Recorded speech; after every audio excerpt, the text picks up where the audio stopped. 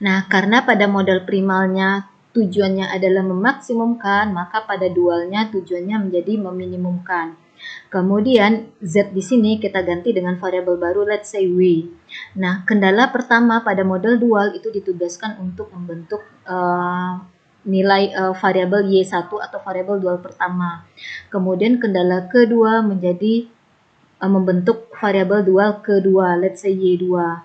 Oke, sehingga kita bisa menetapkan bahwa fungsi tujuan pada masalah dual adalah 10Y1 ditambah 8Y2, ini dia. Oke.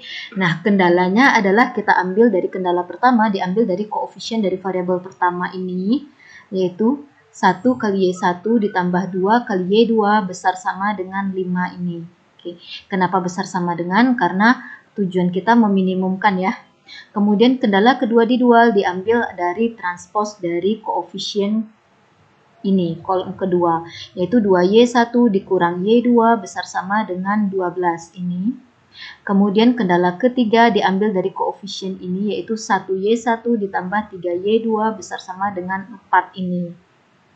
Kemudian kendala keempat diambil dari sini, 1Y1 ditambah 0Y2, karena kan tidak ada X4 di sini ya, besar sama dengan 0, karena sebenarnya di sini kan fungsi memaksimumkannya itu atau fungsi tujuannya adalah 4X3 ada ditambah 0X4.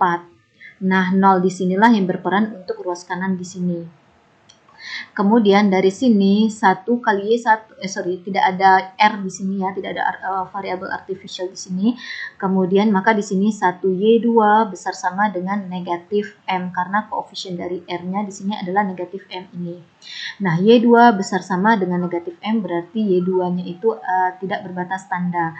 Sehingga kita punyai model dual dari masalah primal atau model linear programming ini adalah ini. Nah, tugas keduanya adalah lakukan metode simplex untuk menemukan solusi dari program linear dual ini. Oke. Nah, nanti dapat ditemukan bahwa ini, atau hubungan antara primal dan dual jadinya akan seperti ini. Nah, kalau kita amati, ini kan tabel optimal untuk model primal ya. Kita peroleh bahwa secara berturut-turut koefisien tujuan dari model ini adalah koefisien dari X2 dan koefisien dari X1, dan ini harus berturut-turut, tidak boleh dibalik, sesuai dengan proses kita menjalankan metode simplexnya.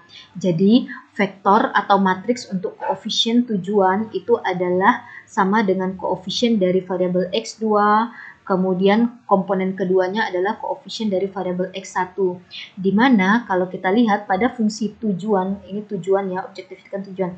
Nah, di mana kenapa ini urutannya X2 dan X1? Karena sesuai dengan penemuan pada tabel simplexnya ya. X2 dulu, kemudian X1. Nah, koefisien di sini yang diperhatikan itu adalah koefisien pada fungsi tujuannya. Nah, pada fungsi tujuannya tadi koefisien dari variabel X2 adalah 12 dan koefisien dari X1 adalah 5 pada model primalnya. Maka di sini matriksnya itu adalah ini, yaitu 12, 5, atau kalau disusun dalam bentuk matriks baris adalah 12, 5. Matriks yang berukuran 1 baris 2 kolom.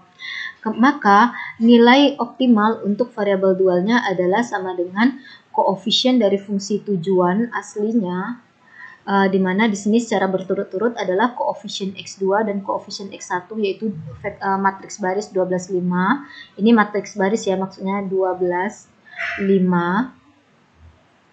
Kemudian dikali dengan inverse dari tabel inverse yang muncul pada tabel optimal. Maksudnya adalah ini dia, karena idealnya ini kan yang terletak di sini pada iterasi-iterasi awal itu adalah matriks identitas, yaitu 1, 0, 0, 1. Nah, ini itu merupakan inverse dari keadaan optimalnya, yaitu 2/5, negatif 1/5, 1/5, 2/5, ini dia. Oke, nah kalikanlah matriks baris 12, 5 ini dengan matriks ini, bisa dikalikan ya, karena matriks ini berukuran 1 kali 2 dan ini berukuran 2 kali 2. Maka hasilnya adalah matriks yang berukuran 1 kali 2, yaitu 29, 5, kemudian min 2/5. Ingat lagi pelajaran aljabar linear elementer. Dengan demikian, solusi dari model dualnya adalah Y1 bernilai 29/5 dan Y2 bernilai negatif 2/5.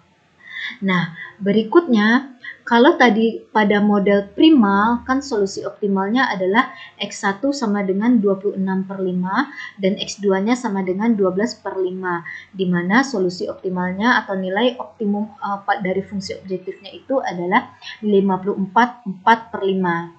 Nah, pada model dual kita peroleh Y1-nya 29/5, Y2-nya negatif 2/5. Nanti bisa disubstitusikan nilai Y1 sama dengan 29/5, nilai Y2 sama dengan negatif 2/5. Substitusikan ke model dual ini, yaitu ke ini,